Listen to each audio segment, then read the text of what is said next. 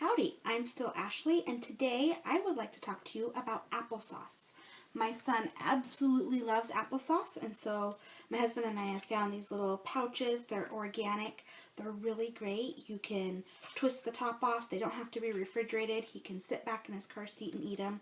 But we like to use these for traveling because the pouch is so convenient, and if you are at home, you can put the top back on.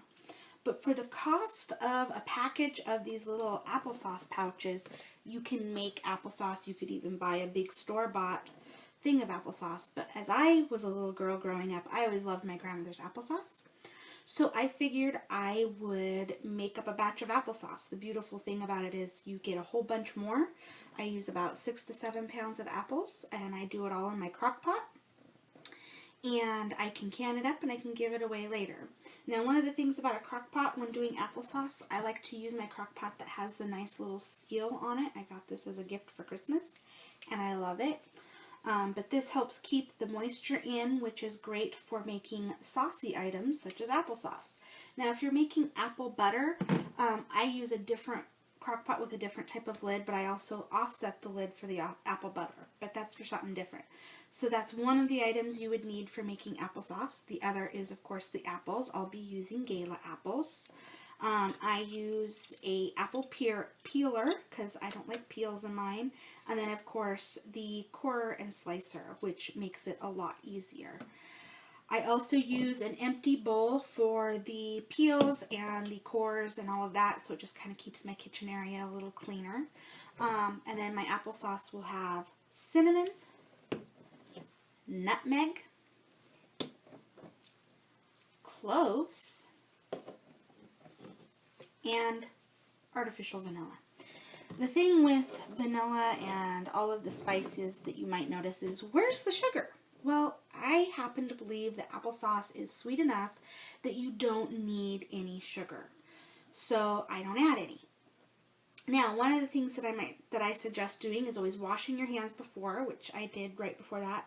But then I take off any rings. I always have a little shot glass type thing on the kitchen counter to put them for when I'm doing dishes and stuff like that. So, because this can get a messy, wet process, I'm going to wear my husband's apron. I don't actually own one myself, so that's how that is. So I'll put on my apron. Now I have all of my apples sitting in the sink in kind of a water bath to rinse them off, wash them off, although we are going to be peeling them and everything. As your core goes through the apple, it will, the blades touch the outside of it and then they can carry anything on the inside, so it's just best to rinse them off. So, you can take your apple and you can take your slicer and you center it on and you push it down and voila. That's half the process right there. It's really quick and easy. If you're doing a whole bunch of this, you might want one of those fancy things where you put the apple on it and it's basically an electronic thing that does it all itself. But I only do this, a couple times a year, so that's how that works. So I'm going to go ahead and I'm going to get all these apples done up and put it into the crock pot, and then I'll come back and I'll show you how I add the other ingredients into it, but you probably don't want to sit here for the next 30 minutes while I do that. Okay, so we're back and I have an entire crock pot full of skinned, peeled, and sliced apples. Of course, I used my apple corer, and then I used an apple peeler on the slices. And instead of having you guys watch me do the whole thing, which would have taken a lot of time, we just cut that little part out. So now we are going on to the ingredients to add on top of this. So one of the things that I like is some ground cinnamon, and I love this little measuring spoon. It moves back and forth. And I use about a teaspoon of ground cinnamon. Just sprinkle that on top. That one's done.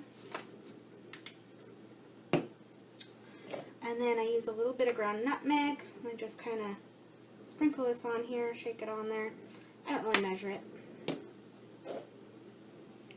And then I have whole cloves. So what I'm going to do is put them into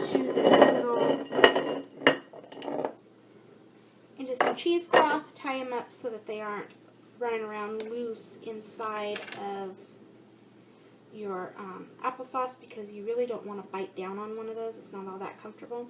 So, okay, so I put about 7 of these little cloves into a little ball of cheesecloth. Just toss those in there. And you do need to use a little bit of salt. So I just mix a little bit into my hand. Boop, boop, boop, boop, boop. That looks about right. Stick that in there. I don't want a whole bunch because we get enough sodium in our diet as it is. And then, of course, the vanilla, which I like. And so I use a little bit extra of this. I use about 2 overflowing capsulefuls.